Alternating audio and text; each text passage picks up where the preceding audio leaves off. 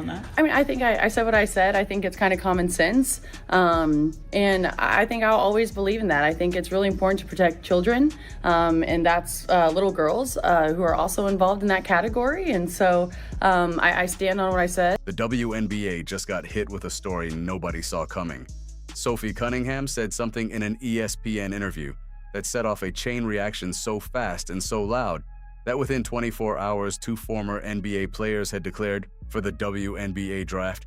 A rival head coach wore a political shirt on a nationally televised game. A team co-owner got suspended, and rallies broke out outside Fever Road games. All of it in 24 hours. And standing in the middle of all of it, the same way she has been standing in the middle of every major story surrounding this team all season, is Sophie Cunningham. And I'm not a very political person, but I do have beliefs, I have morals, and I'll always stand on those and be true to who I am. And I think people are going to take it how they want to take it, but I've never even really said anything about that. And so when it comes just to protecting young girls in sport and women in sport, I feel very strongly about it. The woman who went viral at UFC 329. The woman who dropped 6 threes on the Las Vegas Aces the morning after. The woman who has been Clark's enforcer all season. She said what she said, and the WNBA has not been the same since. Because I believe Sophie Cunningham is the first current female pro athlete to come out and say, hey, men, I can't believe this is considered controversial, but men shouldn't be able to compete against women, and men shouldn't be in women's locker rooms. I do think. Make sure you subscribe and turn on notifications right now, because what we are about to break down is the biggest off-court story in the WNBA this season, and it is moving faster than anything we have covered all year. Here is exactly what Sophie said that started all of this. She sat down with ESPN for an interview and said something she clearly knew was going to generate a reaction, and she said it anyway. I got a lot of negative feedback about me hating trans, and I'm like, I never once said that. I think that I am here to extend love, but I also think with that love is truth, being honest, and I want to protect young girls in a locker room or young girls in sport who shouldn't have to go against biological men. She said she never once said she hates anyone.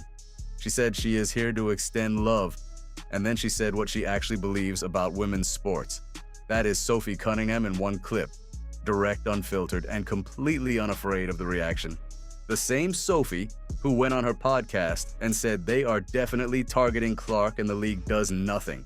And the same Sophie who posted an Instagram meme about ignoring the game plan and winning anyway. And the same Sophie who played through a PRP shot in her elbow all season without saying a word. She does not back down from anything. And this week, she proved it on a platform far bigger than any basketball game. The reaction came immediately. Minnesota Lynx head coach Cheryl Reeve, one of the most powerful coaching voices in the league, showed up to a nationally televised game wearing a Trans Kids Belong shirt. This is the same Cheryl Reeve who has the best record in the WNBA this season, whose Lynx are leading the league, who said earlier this year that giving Clark the keys is the only coaching decision that makes sense, and she chose Saturday's game to make her position on Sophie's comments visible to every camera in the building. A Seattle Storm co-owner was suspended, and outside Fever Road games, rallies broke out in Sophie's support. Clark fans and Fever fans showing up specifically because of what Sophie said.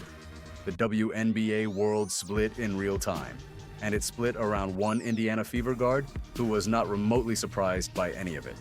But here is where the story took a turn nobody predicted. Enes Kanter Freedom, the former NBA center who played 11 years in the league, went on his social media account and posted a statement that stopped the sports world cold. He said he had reviewed the WNBA's eligibility guidelines. He said, after careful consideration and reviewing the current eligibility guidelines, I'm officially declaring myself a WNBA prospect. I'm not here to mock, but wish the league's current rules be applied to everyone. Not here to mock. Apply the rules to everyone. Kanter framed his declaration entirely around the league's own language, using the WNBA's stated policies on self-identification to make his point. Hours later, former NBA first-round pick Royce White made the identical declaration. 2 former NBA players, same day, same argument, using the league's own rulebook as their evidence. the WNBA released a statement in response that did not name either player, did not take a position on eligibility, and did not clarify what the league's actual position is. The organization that had a clear response ready when Sophie's comments went public went completely vague when Cantor and White made their declarations. And Sophie watched all of it unfold from inside the Indiana Fever's practice facility. Now here is the part of this story that gets overlooked in the noise. Because while everyone was debating Cantor and White and Reeve and the co-owner suspension and the rallies, Sophie was handling something much harder. Cheryl Reeve did not just wear a shirt, she walked up to Sophie Cunningham face-to-face before the game and had a conversation with her. And what Sophie said about that conversation afterward tells you everything about who she is. She just came up, and I respect her for coming up in person. I think a lot of people hide behind screens. She had stories about her point of view, and I had stories about my point of view. We left with love and respect, and I think that's what it's all about. Sophie Cunningham just had a face-to-face conversation with the most powerful coaching voice in the WNBA about one of the most divisive topics in sports, and her summary of that conversation was love and respect, not confrontation, not victory, not defeat. Love and respect and stories from both sides. That is the same Sophie who went rogue for Clark's buzzer beater and then posted a meme about it. The same Sophie who called out the league on her podcast for doing nothing while Clark gets targeted. She is not one-dimensional. She is not just an enforcer or a shooter or a viral moment. She is someone who says exactly what she thinks and then sits across from the person who disagrees most loudly and finds love and respect on the other side of it. And Clark is in the middle of this too, whether she wants to be or not. Clark said publicly she felt pressure after Sophie's comments. She acknowledged the weight of the situation around her team without taking a position on the debate itself.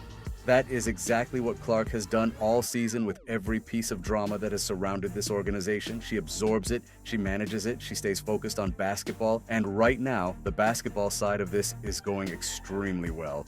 The Fever just beat the Las Vegas Aces by 34 points with Clark on a minute's restriction. She is the Eastern Conference's most important player by every measure that matters.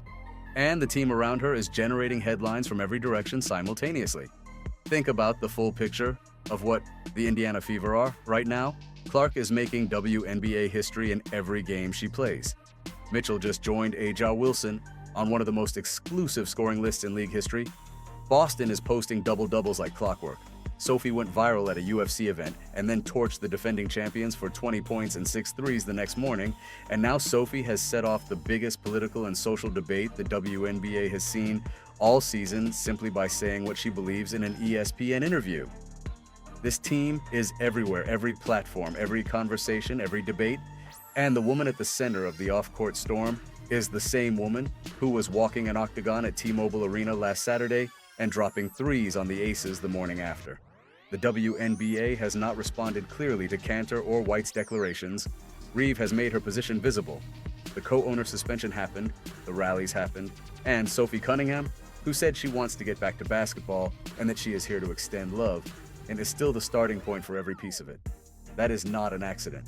That is a player who has been authentic about everything all season long, about going rogue for Clark, about the league doing nothing to protect Clark, about playing through injuries, about being at UFC one night and dropping 6 threes the next morning. Sophie does not do anything halfway. And whatever happens next in this story, with Cantor's declaration, with the league's response, with Reeves' shirt, with the rallies, Sophie Cunningham will be standing in the middle of it the same way she has been standing in the middle of everything all season. Unafraid, direct, and completely herself. What do you think? Is the WNBA handling the situation correctly? Let me know in the comments below. Make sure you subscribe and turn on notifications because this story is moving faster than anything else in sports right now. We will see you in the next one.